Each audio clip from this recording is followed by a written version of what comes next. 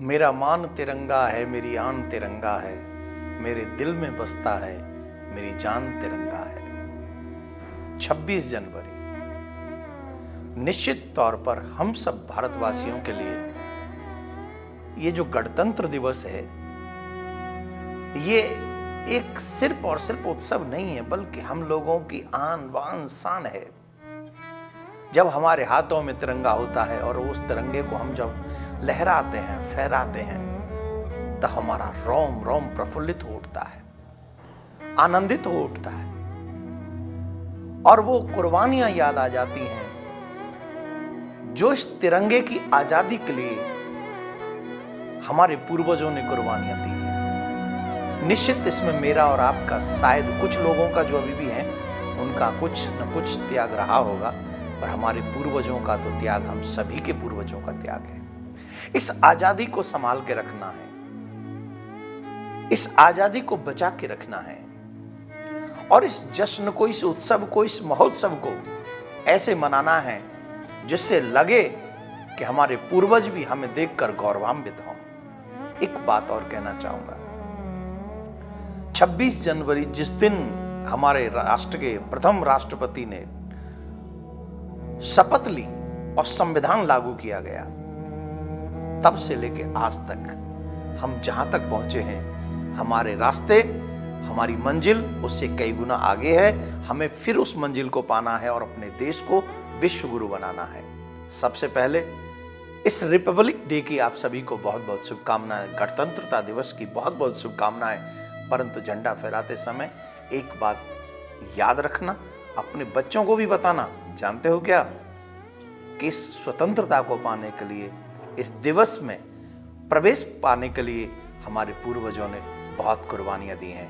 बड़े बड़े युवा योद्धा फांसी के फंदे पर मुस्कुराते हुए चढ़े हैं। जरा याद उन्हें भी कर लो जो लौट के घर ना आए। आज हम और आप घर में चैन से बैठे हैं क्योंकि हमारे ही अपने घर के लोग, जिनको हम फौजी भाई कहते हैं, वो बॉर्डर पे खड़े होकर रात दिन जगकर इस ठिठुरन भरी सर्दी में अपनी जान को हथेली पर रखकर हम सब चैन से सो सकें, इसलिए वो रात भर जगते हैं। हमें हमारे बच्चों को ये कभी नहीं भूलना नहीं चाहिए और न खुद बच्चों को भूलने देना चाहिए। हमेशा याद कराते रहो कि इस देश की आज़ादी के पीछे हमारे पूर्वजों ने बहुत कुर्बानियां दी हैं। सुरक्षित रखने के लिए आज भी फौज में हमारे सैनिक बहुत बड़ी कुर्बानी दे रहे हैं। आपसे भी एक निवेदन, झंडा फहराना हम सबका अधिकार है, लेकिन उस झंडे का मान सम्मान रखना ये हम सबकी रिस्पॉन्सिबिलिटी भी है। कहीं ऐसा ना हो कि हम झंडा फहराएं और फिर कई फंक्शनों में ऐसा होता है कि वहीं पर झंडे कई लोग पैरों में छोड़ देते हैं, गिर जाते हैं। नहीं, इस झंडे की खातिर हमारे सैनिक, हमारे पूर्वज हमेशा अपनी कुर्बानी देते आए। तो हमें बड़ी सावधानी के साथ इस चीज का ध्यान रखना चाहिए और कहना चाहिए, मेरा मान तिरंगा है, मेरी आन तिरंगा है, मेरे दिल में बसता है, मेरी शान तिरंगा है। आप सभी को 26 जनवरी के इस बहुत बहुत सुंदर महोत्सव की बहुत बहुत शुभकामनाएं। जो शहीद हुए हैं अपने इस देश की खातिर, मैं उनको अपने तहे दिल से नमन करता हूं।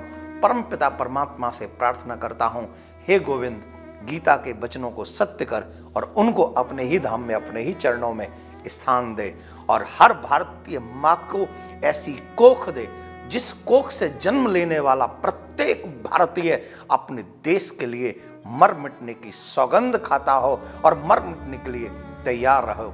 इन्हीं शब्दों के साथ आप भी ये याद रखिए, ये देश जितना प्रधानमंत्री का है, जितना राष्ट्रपति का है, जितना मुख्यमंत्री का है, उतना ही हमारा भी है। और जितनी जिम्मेदारी राष्ट्रपति, प्रधानमंत्री, मुख्यमंत्री, सैनिक की है, उतनी ही जिम्मेदारी हमारी भी है। आओ अपनी जिम्मेदारी निभाएं। हमारे देश के एक राष्ट्रपति अब्दुल कलाम, उन्होंने एक बात कही थी, इस देश को आगे ले जाने के लिए सबसे बड़ी चीज है, यहाँ ईमानदारी से काम होना चाहिए। ईमानदारी का मतलब हम सबको अपनी रिस्पॉन्सिबिलिटी पता होना चाहिए, भ्रष्टाचार समाप्त होना चाहिए। लेकिन भ्रष्टाचार मिटाने में 3 लोग अहम भूमिका निभा सकते हैं। जानते हैं कौन? पहली माँ, दूसरा पिता, तीसरा गुरु। गुरु उन्हें भी कह सकते हैं जो टीचर्स होते हैं, और गुरु उन्हें भी कह सकते हैं जो हम जैसी लाइन में हैं, आध्यात्मिक लाइन में हैं।